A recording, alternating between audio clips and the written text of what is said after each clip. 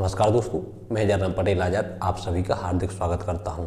साथियों, मध्य प्रदेश सामान्य ज्ञान के शिविर में आज हम एक ऐसे टॉपिक को पढ़ने जा रहे हैं जिससे मध्य प्रदेश के अंतर्गत होने वाले सभी एग्जामों के लिए बेहद महत्वपूर्ण है। साथियों, यहाँ से कोई ना कोई क्वेश्चन प्रत्येक एग्जाम में अवश्य पूछ लिया जाता है।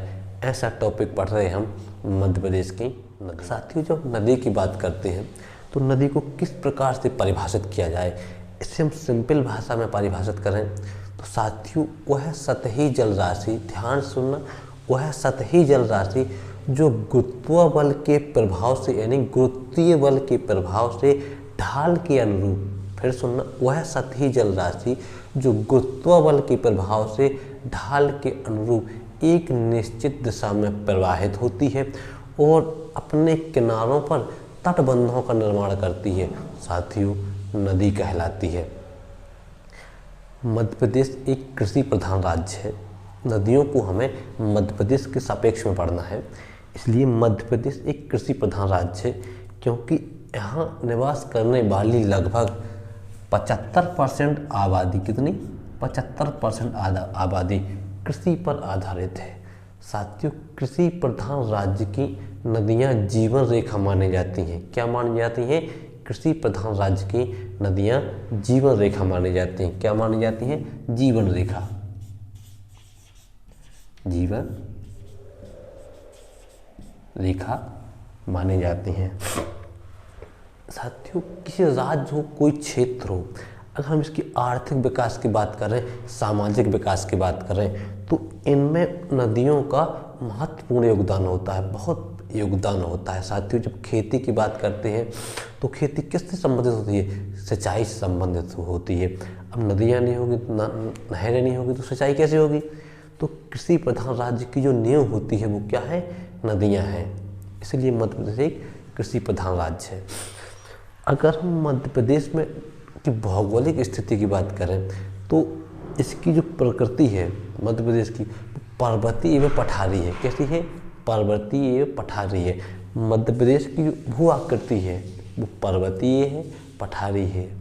पर्वतीय पठारी होने के कारण यहाँ से लगभग 200 से अधिक यानी 207 नदियों का उद्गम होता है। कितनी नदियों का उद्गम होता है? 207 नदियों का उद्गम होता है।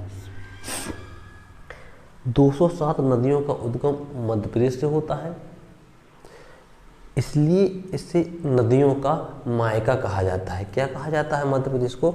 नदियों का मायका, नदियों का मायका। साथियों, यहाँ से एक क्वेश्चन और बन सकता है। अगर हम भारत के सापेक्ष में देखें कि भारत का वह कौन सा राज्य है जहाँ सर्वाधिक नदियाँ प्रवाहित होती हैं, तो नाम किसका आता है? मध्य प्रदेश का।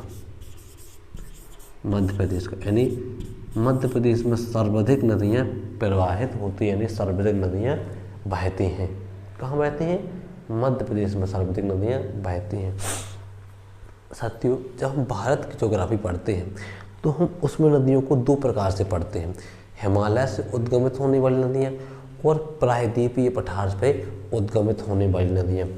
मध्य प्रदेश किस भूभाग का राज्य है? साथियों, मध्य प्रदेश प्रायद्वीपीय पठार का भाग है, यानी दक्षिण के प्रायद्वीपीय पठार का भाग है मध्य प्रदेश। इसलिए मध्य प्रदेश में जितनी नदियाँ प्रवाहित होती हैं, बहती हैं, उद्गमित होती हैं, वो कौन सी नदियाँ मानी जाएंगी? वो प्रायद्वीपीय नदियाँ मानी जाएंगी। किस प्रकार की नदियाँ मानी जाएंगी? प्रायद्वीपीय, प्रायद्वीपीय। इन मध्य प्रदेश की जो नदियाँ हैं वो किस प्रकार की हैं? प्रायद्वीपीय प्रकार की नदियाँ हैं मध्य प्रदेश में। किस प्रकार की हैं? प्रायद्वीपीय प्रकार की। साथियों, अगर हम नदी तंत्र की बात करें, किस तंत्र की? नदी तंत्र की, तो मध्य प्रदेश का अधिकांशतः भूक्षेत्र गंगा नदी तंत्र के अंतर्गत आता है। कौन सा?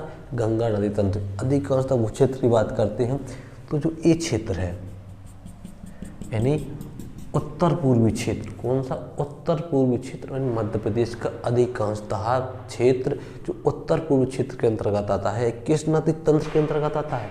गंगा नदी तंत्र के अंतर्गत आता है। किसके अंतर्गत? गंगा नदी तंत्र।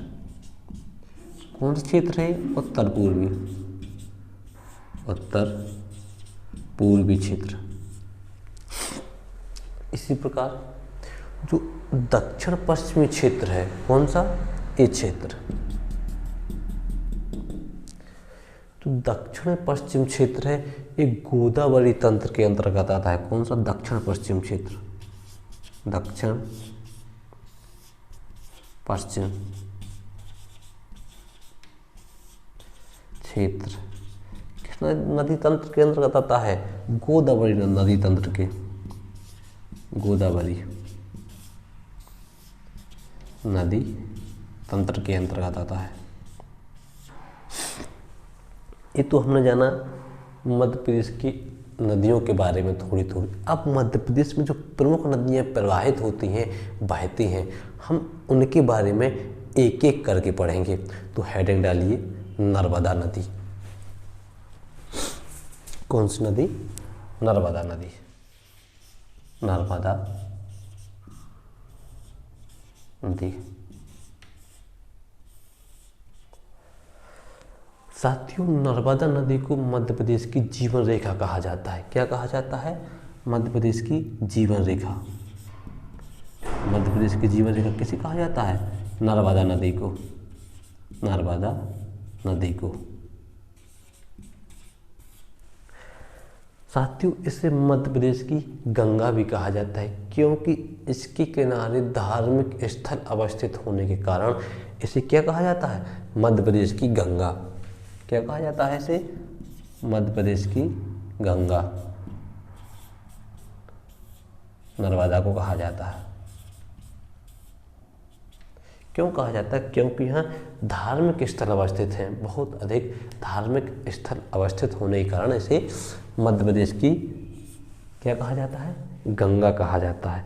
साथियों, अगर हम नर्मदा नदी के उद्गम स्थल की बात करें तो साथियों, इसका उद्गम यहाँ मैप में देखिए, ये नर्मदा नदी बह रही है। एक श्रेणी है मैकाल श्रेणी। कौन सी श्रेणी है?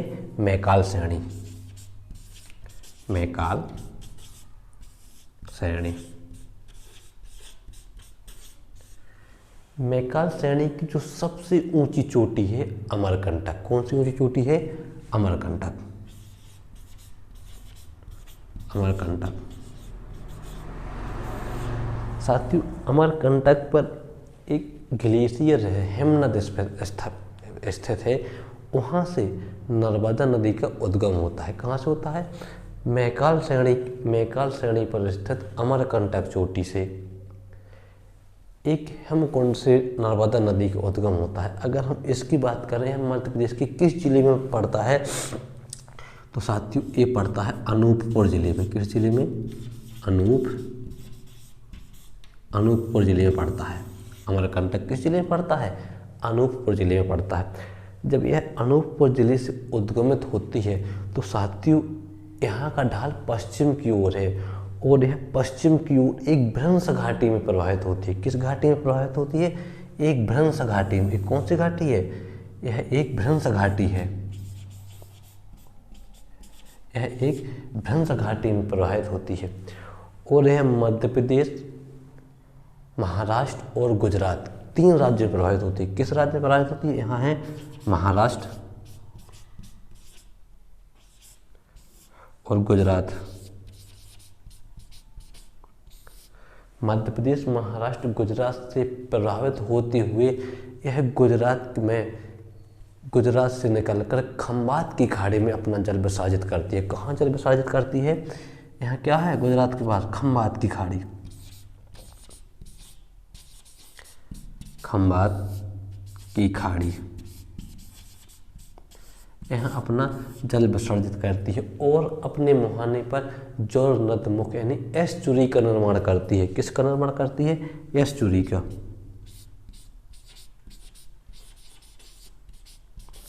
एस्चुरी का निर्माण करती है। ज्वर नदमुख, ज्वर नद मुख।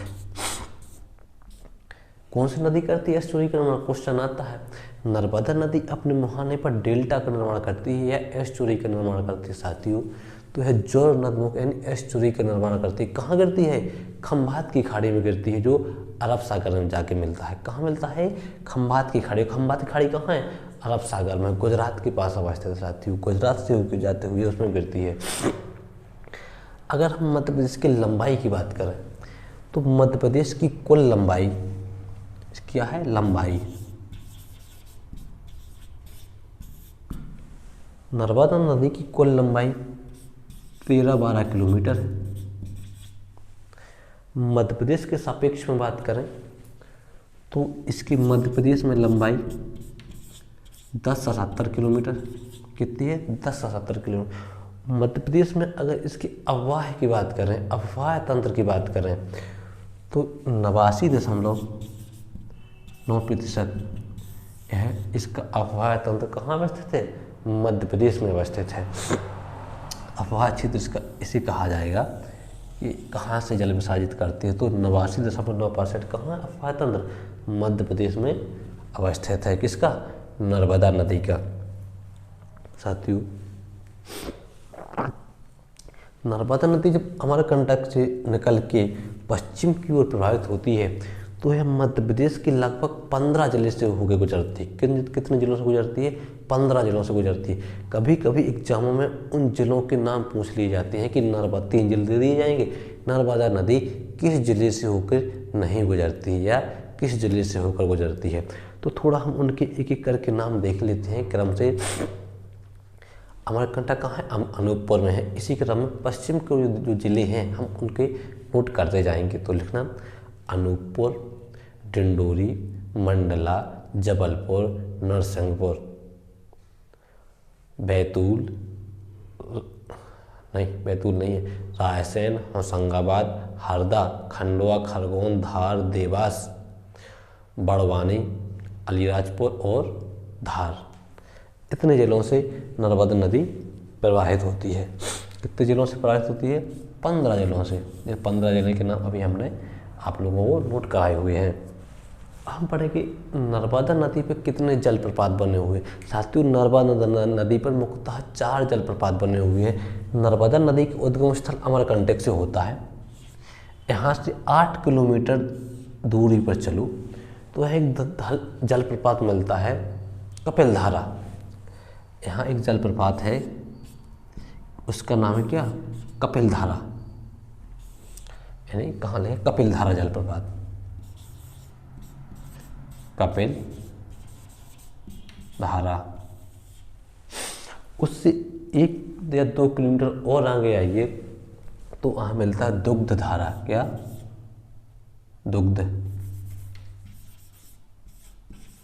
दुग्ध धारा। साथियों, ये दुग्ध धारा, कपिल धारा जो जलप्रपात है यह कहाँ है? ये अनूपपुर में ही है। कहाँ है? अनूपपुर। इसके थोड़ी और आगे आए जबलपुर में तो जबलपुर में भेड़ा घाट जलप्रपात। कौन सा? भेड़ा घाट जलप्रपात कहाँ है? जबलपुर में है।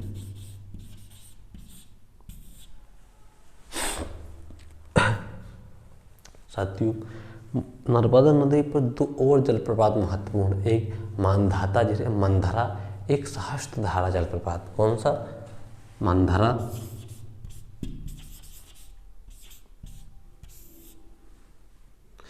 या हम इसे मानधाता भी बोलते हैं, कहीं कहीं मिलता है मानधाता। और ये दोनों एक ही हैं। और एक है सहस्त्रधारा। साथियों, ये दोनों जलप्रपात खरगोन में है। कहाँ है? खरगोन में है। तो नर्मदा नदी पर 4 महत्वपूर्ण जलप्रपात हैं। कपिलधारा, दुग्धधारा, भेड़ाघाट, इसे हम धुआंधार जलप्रपात भी कहते हैं। भेड़ाघाट, धुआंधार, मंधरा या मानधाता भी कहीं कहीं देखने को मिलता है। सहस्त्रधारा, ये दोनों कहाँ हैं? यह खरगोन जिले में अवस्थित हैं। कहाँ अवस्थित हैं? खरगोन जिले में। साथियों, नर्मदा नदी का अगर नामों की बात करें तो इतिहासकार हुए टॉलमी। कौन हुए? टॉलमी।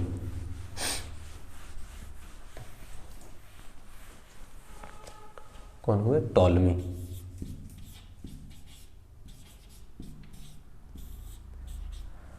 साथियों, टॉलमी ने नर्मदा नदी को नमोदोस कहा। क्या कहा? नमोदोस।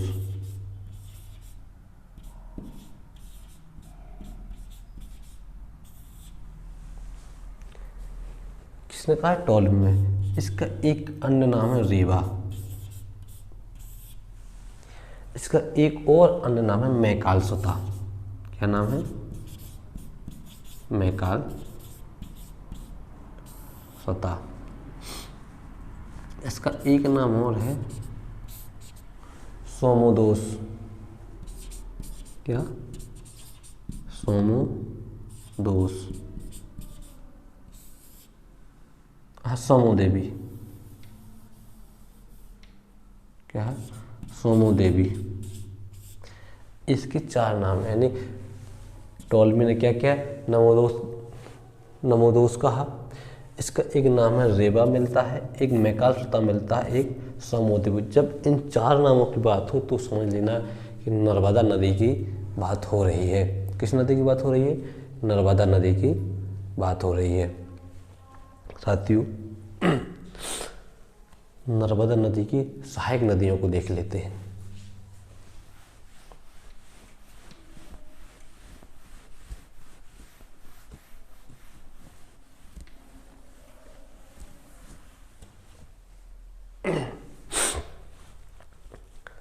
साथियों, जब नर्मदा नदी अमरकंटक से निकली तो ये मुख्य धारा के रूप में निकली।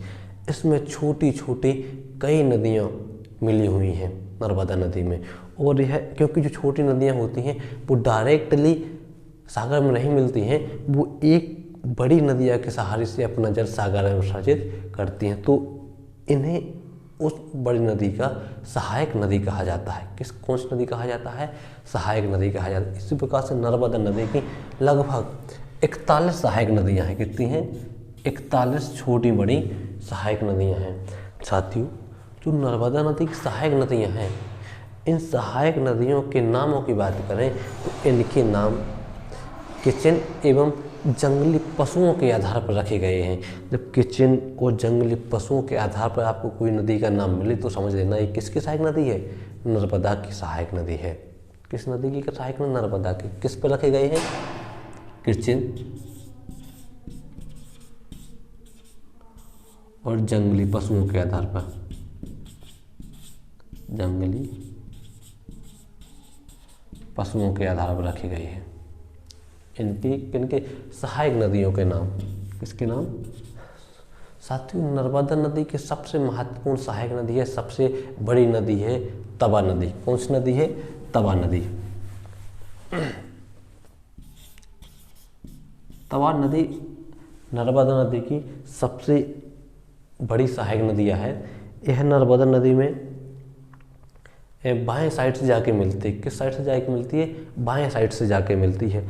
और अगर हम इसके उद्गम की बात करें तो साथियों, इसका उद्गम होशंगाबाद जिले में होता है। होशंगाबाद जिले में एक पहाड़ी है कालीभीत। कौन सी पहाड़ी है? कालीभीत। कहाँ से होता है तवा नदी को उसका उद्गम? होशंगाबाद। होशंगाबाद। एक्चुअली में होशंगाबाद जिले में एक महादेव पर्वत श्रेणी है। कौन सी? महादेव श्रेणी। इसकी एक पहाड़ी है कालीभीत। कौन सी? कालीभीत। इस कालीभीत पहाड़ी से तवा नदी का उद्गम होता है और यह बैतूल में प्रवाहित होती हुई, कहाँ? बैतूल में। बैतूल में प्रवाहित होती हुई यानी बहते हुए नर्मदा नदी में मिलती है। कहाँ मिलती है? नर्मदा नदी में मिलती है। और अपने मुहाने पर जब नर्मदा नदी में मिलती है तो अपने मुहाने पर मानधाता जलप्रपात का निर्माण करती है। कहाँ? खरगोन में। किस जलप्रपात का निर्माण करती है? मानधाता। यानी मानधाता, कहीं कहीं पर इसका नाम मंधरा भी मिलता है। क्या मिलता है? मंधरा। हम लोग पढ़ा है खरगोन में मंधरा जलप्रपात, शास्त्रधारा जलप्रपात। कहाँ पढ़ा? तो जो मंधरा जलप्रपात है, अगर ये पूछे किस नदी के संगम पर मिलता है साथियों, तो यह नर्मदा नदी की सबसे प्रमुख सहायक नदी है तवा नदी। तवा नदी का जब नर्मदा नदी में संगम होता है तो उस संगम पर यह मंदारा जलप्रपात बनाता है। साथियों, तवा नदी से जुड़ा हुआ एक और महत्वपूर्ण क्वेश्चन है कि मध्य प्रदेश का सबसे बड़ा नदी बांध किस नदी पर बनाया गया है, यानी मध्य प्रदेश का सबसे बड़ा बांध किस नदी पर बनाया गया है। तो साथियों, जब नदी की बात हो मध्य प्रदेश के सापेक्ष में हो तो मध्य प्रदेश का सबसे बड़ा बांध तवा नदी पर बनाया गया है। कहाँ बनाया गया है? तवा नदी पर। तवा नदी होशंगाबाद में एक गांव है रानीपुरा। कौन सा? रानीपुर। साथियों, इस रानीपुर गांव में लगभग 1322 मीटर लंबा बांध बनाया गया है। किस नदी पर है? यह तवा नदी पर है। किस नदी पर है? तवा नदी पर। हाँ, मध्य प्रदेश में एक हिल स्टेशन भी है पचमढ़ी। पचमढ़ी की बात करें जो हिल स्टेशन मध्य प्रदेश का, वो हिल स्टेशन भी किस नदी पर है? तवा नदी में बना हुआ है। कहाँ? पचमढ़ी। अगर क्वेश्चन यहाँ से पूछ लिया जाए पचमढ़ी किस नदी पर अवस्थित है? नर्मदा नदी या तवा नदी या सोन नदी? साथियों, पचमढ़ी किस नदी पर अवस्थित है? तवा नदी पर अवस्थित है। पचमढ़ी वैसे है कहाँ? होशंगाबाद जिले में है। कहाँ है? होशंगाबाद जिले में है पचमढ़ी। वह किस नदी पर अवस्थित है? तवा नदी पर अवस्थित है। किस नदी पर अवस्थित है? तवा नदी पर अवस्थित है। जैसे बरगी नदी, बरगी नदी है। कौन सी? बरगी। साथियों, बरगी नदी जबलपुर जिले में प्रवाहित होती है। कहाँ प्रवाहित होती है? जबलपुर में। जबलपुर में। और यहाँ पर बरगी परियोजना है। कौन सी परियोजना है? बरगी परियोजना। बरगी परियोजना। साथियों, बरगी परियोजना के जलाशय को रानी अवंतीबाई जलाशय के नाम से जाना जाता है। किस जलाशय के नाम से जाना जाता है? रानी अवंतीबाई। रानी अवंतीबाई। बरगी परियोजना के जलाशय को किस नाम से जाना जाता है? रानी अवंतीबाई जलाशय के नाम से जाना जाता है। कहाँ है? जबलपुर जिले में है। बरगी नदी कहाँ प्रवाहित होती है? जबलपुर जिले में होती है। किसकी सहायक नदी है? नर्मदा की सहायक नदी है। साथियों, शक्कर नदी। कौन सी नदी? शक्कर नदी। शक्कर नदी साथियों छिंदवाड़ा में प्रवाहित होती है। कहाँ बहती है? छिंदवाड़ा में। शक्कर नदी छिंदवाड़ा जिले में बहती है। मान नदी। कौन सी नदी? मान। मान नदी नर्मदा नदी की सहायक नदी है। यह धार जिले में बहती है। हथनी नदी। हथनी नदी है जो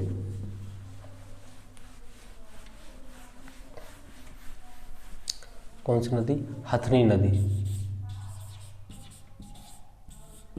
साथियों, हथनी नदी नर्मदा नदी की सहायक नदी है। यह अलीराजपुर में प्रवाहित होती है। कहाँ प्रवाहित होती है? अलीराजपुर में।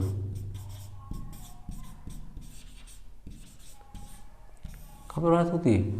यह अलीराजपुर में प्रभावित होती है। और इस पर एक महत्वपूर्ण परियोजना है जोबट परियोजना। कौन सी परियोजना है हथनी नदी पर? जोबट परियोजना। कौन सी परियोजना है? जोबट। जोबट परियोजना। साथियों, इस जोबट परियोजना के जलाशय को चंद्रशेखर जलाशय के नाम से जाना जाता है। किस? चंद्रशेखर आजाद जलाशय। किसकी? चंद्रशेखर आजाद। चंद्रशेखर आजाद जलाशय। चंद्रशेखर आजाद जलाशय के नाम से जाना जाता है। किस नदी पर? हथनी नदी पर एक परियोजना है जोबट परियोजना। इस जोबट परियोजना पर बने जलाशय को किस नाम से जाना जाता है? चंद्रशेखर आजाद जलाशय के नाम से जाना जाता है। साथियों, कोलार नदी। कौन सी नदी? कोलार नदी। कोलार। कोलार नदी भी नर्मदा की सहायक नदी है। यह है जो मध्य प्रदेश के सीहोर जिले से प्रवाहित होती है। कहाँ कहाँ बहती है? सीहोर जिले में। कहाँ बहती है? सीहोर जिले में बहती है। जो अपना भोपाल है, राजधानी भोपाल है, सीहोर जिले में, भोपाल जिले में जल की आपूर्ति इसी कोलार नदी से होती है। कहाँ से होती है? कोलार नदी से होती है। इस नदी पर एक कोलार परियोजना भी है। इस कोलार परियोजना से इस नदी को भोपाल में जल की आपूर्ति होती है। साथियों, नर्मदा की जो सहायक नदियाँ, 3 प्रमुख सहायक नदियाँ हैं, सटक, कुंदा और बीदा। कौन सी? सटक, कुंदा और बीदा। थोड़ी देख लें। सटक,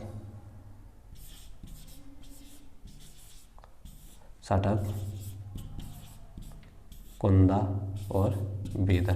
साथियों, ये तीनों नदियाँ खरगोन प्रभाव बहती हैं। खरगोन, ये तीनों नदियाँ कहाँ बहती हैं? खरगोन में मिलती हैं। साथियों, सटक नदी पर सटक परियोजना है। कहाँ, कौन सी परियोजना है? सटक नदी पर सटक परियोजना है। और जो कुंदा नदी है साथियों, इस कुंदा नदी पर देजला देवड़ा। कौन सी? देजला देवड़ा। देजला देवड़ा। देजला देवड़ा परियोजना किस नदी पर है? कुंदा नदी पर। कुंदा नदी कहाँ पर प्रवाहित होती है? खरगोन में होती है। कुंदा नदी नर्मदा नदी की सहायक नदी है।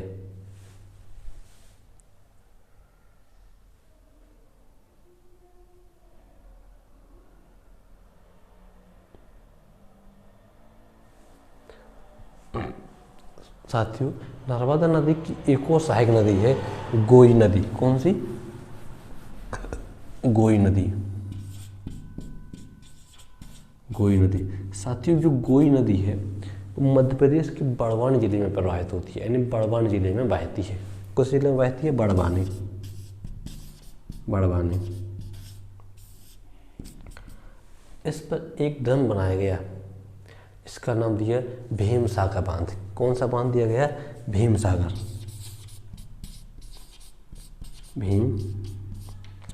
भीमसागर बांध नाम दिया गया। ये गोई नदी है। साथियों, हाँ, ये हमारा जो नदियों से टॉपिक था, सहायक नदियों से, एक समाप्त हुआ।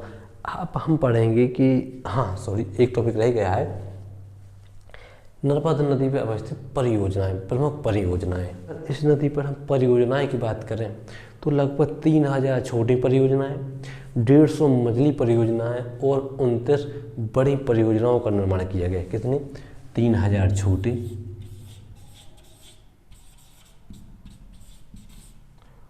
150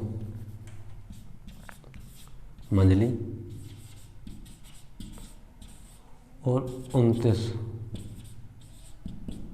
बड़ी परियोजनाओं का निर्माण किया गया। साथियों, अगर हम इस पर महत्वपूर्ण परियोजनाओं की बात करें तो वो हैं 4 महत्वपूर्ण परियोजनाएं, जिसमें से पुनासा डैम। कौन सा? पुनासा। पुनासा डैम, इसे हम इंदिरा गांधी सागर भी कहते हैं। क्या कहते हैं?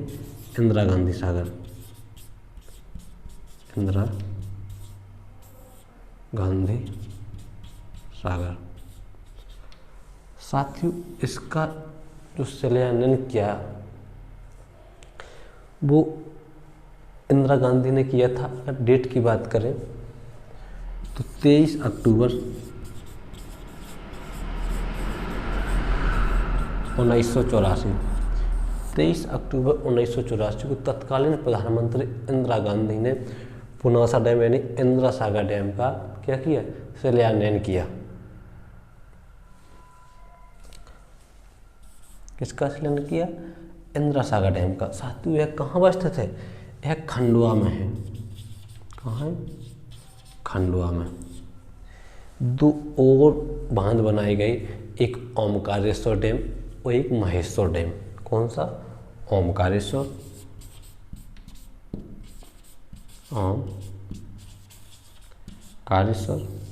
डैम।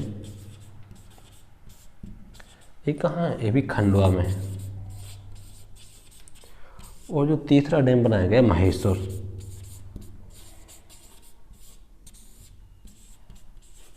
महेश्वर डैम।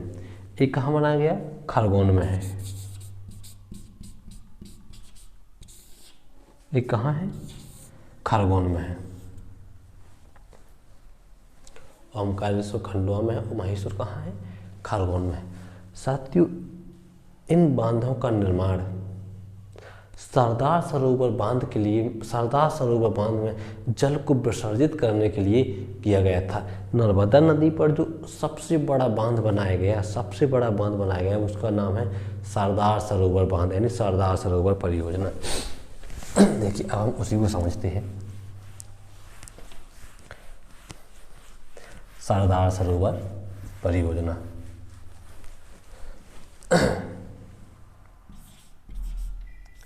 सरदार सरोवर परियोजना। क्या? सरदार सरोवर परियोजना। साथियों, सरदार सरोवर परियोजना दुनिया की दूसरी सबसे बड़ी नदी परियोजना है। जो यहाँ बनाया गया सरदार सरोवर बांध है, यह दुनिया का दूसरा सबसे बड़ा बांध है। कौन सा? यानी सरदार सरोवर बांध विश्व का दूसरा सबसे बड़ा बांध है। अगर हम इसकी ऊंचाई की बात करें तो इसकी ऊंचाई 138.68 मीटर है। कितनी है? 68 मीटर। अगर हम इसके फाउंडेशन समेत ऊंचाई नापें तो इसकी ऊंचाई 163 मीटर है। कितनी है? 163 मीटर ऊंची है। अगर हम इसके शिलान्यास की बात करें तो प्रथम प्रधानमंत्री पंडित जवाहरलाल नेहरू ने 1 अप्रैल 1961 को, कब? 3 अप्रैल 1961 को इस सरदार सरोवर बांध का शिलान्यास किया था, यानी इसकी आधारशिला रखी थी। कब रखी गई थी? 1961 में रखी गई थी। इसका उद्घाटन तत्कालीन प्रधानमंत्री नरेंद्र मोदी ने किया। कब किया? 27 सितंबर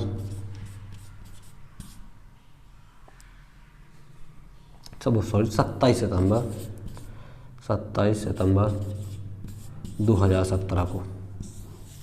27 सितंबर 2017 को प्रधानमंत्री नरेंद्र मोदी ने इसका क्या किया? उद्घाटन किया, नहीं यहाँ से चालू किया। साथियों, इस सरोवर से एक नहर निकाली गई, इसे सरदार सरोवर नहर कहते हैं। क्या कहते हैं? सरदार सरोवर नहर। जो नहर है गुजरात के कच्छ क्षेत्र और राजस्थान में मरुस्थलीय क्षेत्र है, वहाँ जल की आपूर्ति करती है। क्या करती है? जल की आपूर्ति करती है। किस क्षेत्र में? गुजरात के कच्छ क्षेत्र में और राजस्थान के मरुस्थलीय इलाके में यह वहाँ जल की आपूर्ति करती है। इसमें जल को संरक्षित करने के लिए, विसर्जित करने के लिए, ताकि इसमें जल की कमी न पड़े, इसके ऊपर 3 और बांध बनाए गए थे। पुनासा डैम, जिसे हम गांधी सागर डैम कहते हैं, महेश्वर बांध है, ओमकारेश्वर बांध, इसलिए ही बनाए गए थे। साथियों, यहाँ से और भी थोड़ी क्वेश्चन बनते हैं कि मध्य प्रदेश में नर्मदा नदी विवाद किन राज्यों के मध्य चल रहा है? साथियों, वो 4 राज्यों के मध्य चल रहा है। मध्य प्रदेश,